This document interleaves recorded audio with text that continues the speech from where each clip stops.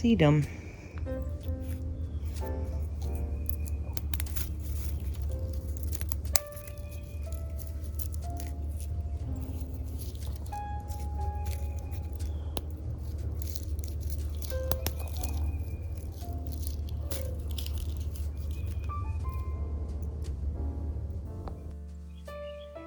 After watching probably, I don't know, 20 different videos on making trees for dioramas, I decided I was going to try my hand at making an oak tree.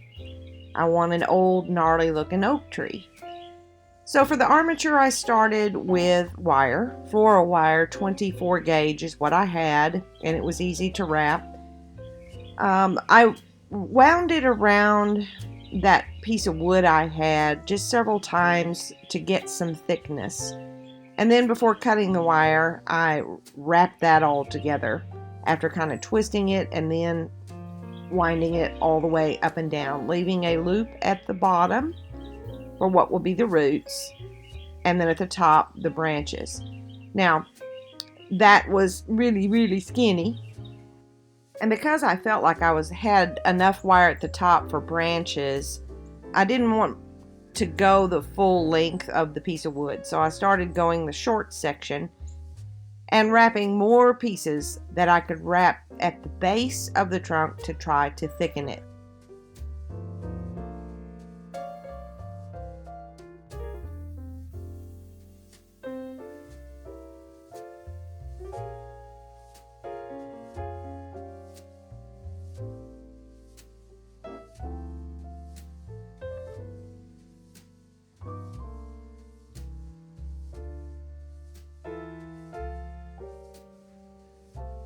At this point, it's time to work on the branches.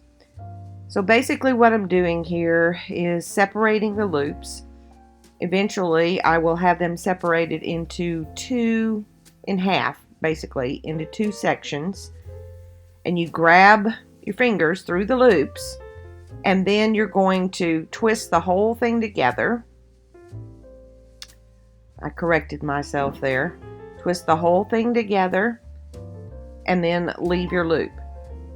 Go to the other side, twist the whole thing together, and leave your loops.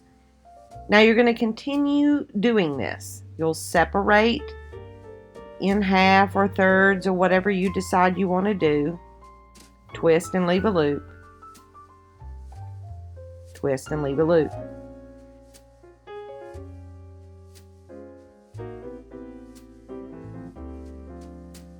You continue to do this until you are separated down to 2 to 3 little pieces of wire. At that point, I cut the loops, and those will serve as the tiny tips of the little branches off of the limbs.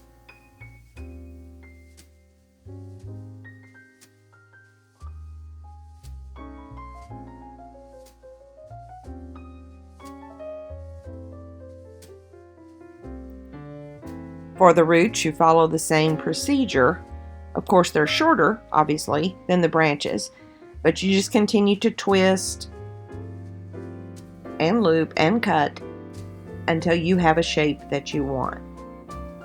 Now, at this point, I only had 3 main roots coming out. Later on, I'll be adding some more. Here I'm testing it on my base to see, okay, how is this looking? What do I need to add?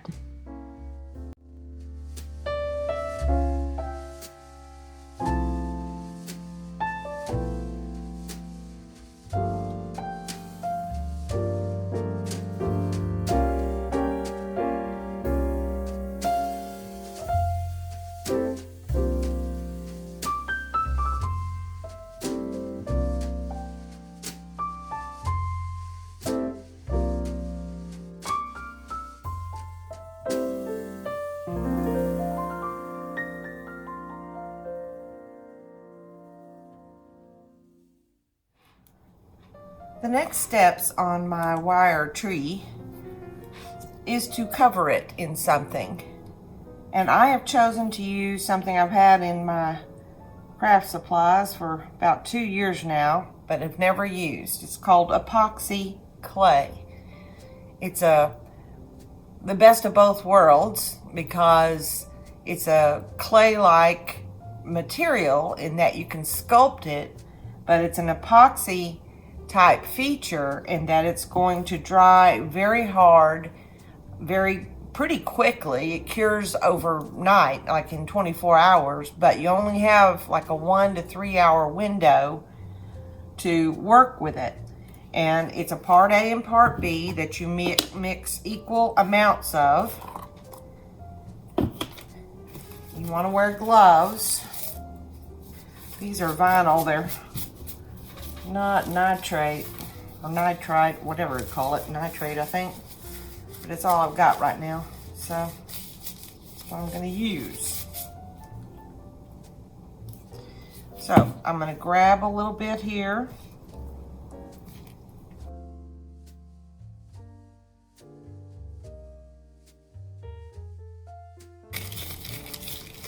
Roll it into the ball to kind of tell if I'm getting even proportions. You also do not have to use any glue with this product. Boy, this is really tough to get out.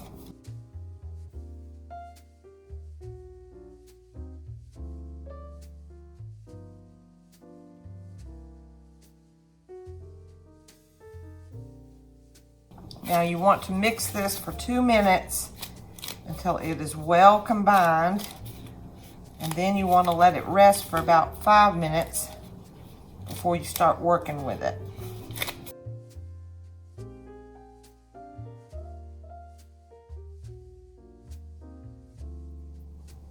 With polymer clay, you can use cornstarch to reduce the stickiness, like if you're going to use it in a mold or stamp into it. But I don't know that you can do that with this. It strictly says in the directions to use water. So that's what we're going to do. I'm going to start at the top with the branches and work my way down. I would use my wooden rolling pin, but I think it could stick. So I'm going to try this plastic Mod Podge bottle because I want to roll it fairly thin.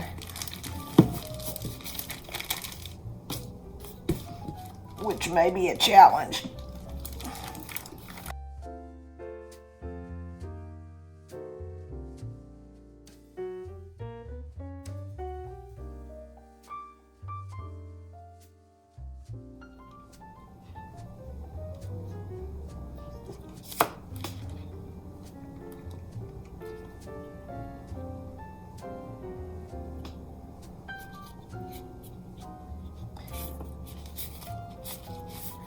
Do as I say, not as I do. I cannot work with those gloves. So I'm going to start at the top where the wire has been wrapped.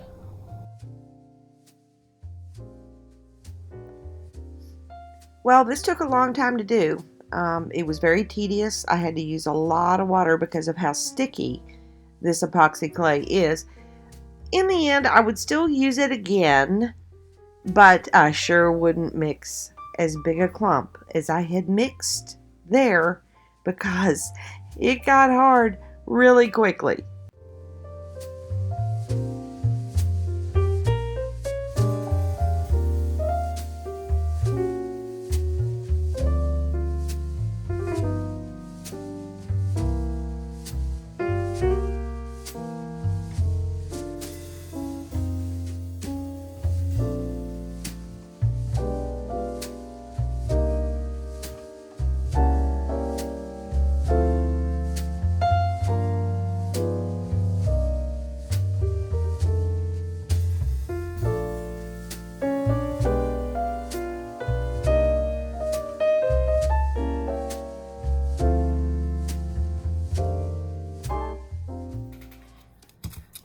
tree has dried completely. And although it's not bad, I'm not totally happy with it. It doesn't look like an old gnarly oak tree. So I don't want to add any more of this clay. First of all, I don't have any nitrile gloves. So I haven't been to town to get any. And this is a heavy clay. I mean, this thing weighs something. So to add more interest and texture to it, I'm going to use what I normally use, which is the Hardy soft clay, and glue bits and pieces onto it. What I'm going for is something as gnarly looking as this picture right here. Now this is a new batch of Hardy clay, so I am definitely going to use some cornstarch.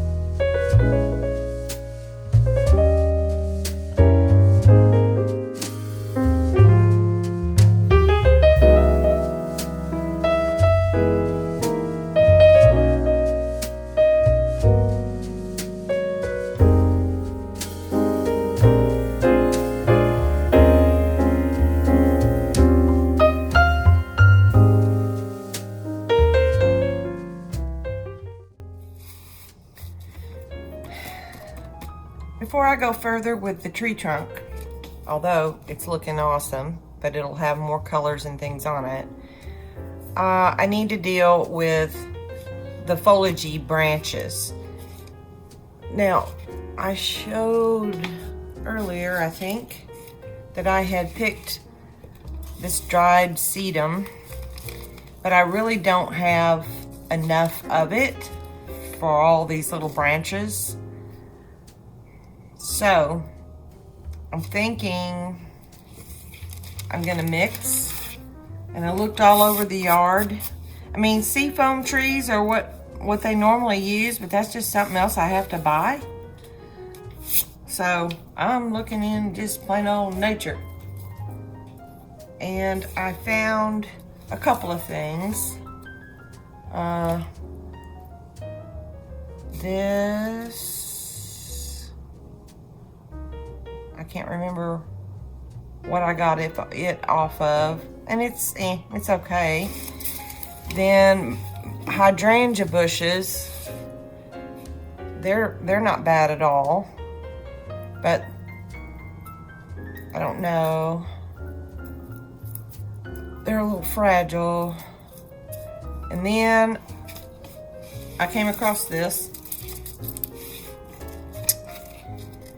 which is It was on a topiary, and it was, these are just some dried ivy type vines. And I really think that looks cool. So I'm gonna do a mixture, I think, of those two things. Now to glue them on, I am going to use Gorilla Super Glue gel. I hope I can get it out of the bottle. I had to cut the top off, and if not, I'll just use a skewer to dab it on, I guess. But to accelerate the drying of this, you know, you can buy super glue accelerators, but you can also just use baking soda. Some people make a paste of it with water. I'm not going to do that. I'm just going to sprinkle the baking soda on, and after it dries, I can brush the excess away, and we will see how that works.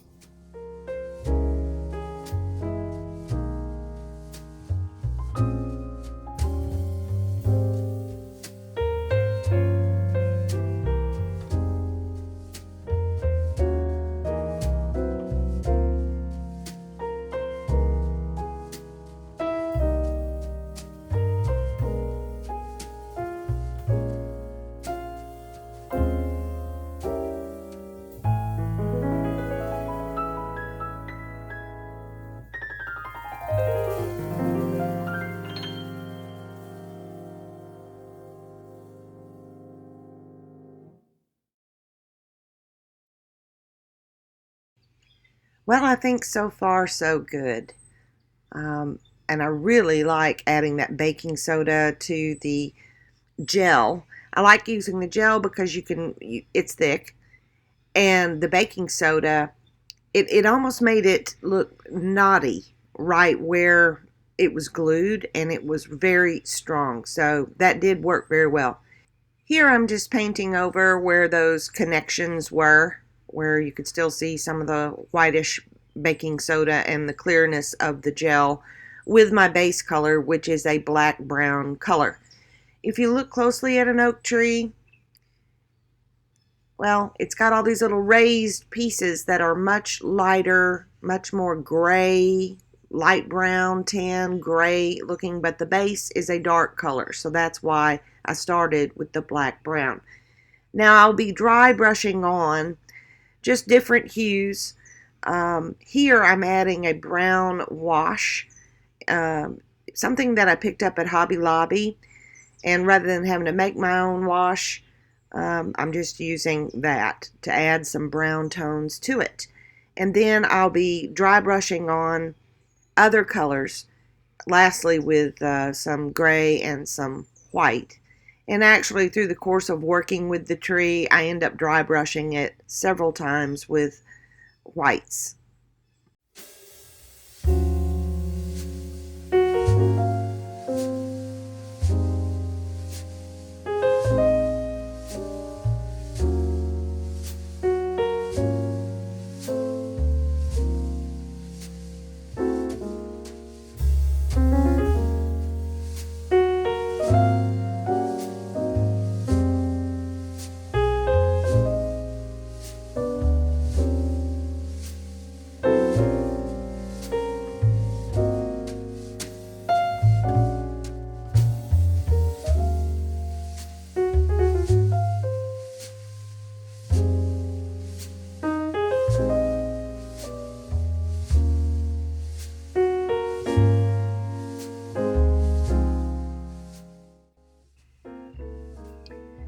Even though those branches that I added, the little viney things that I added to the top of the tree, look good, there aren't going to be, well, I need some fluffy stuff on top of that in order for the leaves, the greenery that I'm going to be adding, in order for it to stick and look full. So again, because I wasn't using seafoam trees that actually have that feature all in one, the limbs and the fuzzy stuff, I had to find something.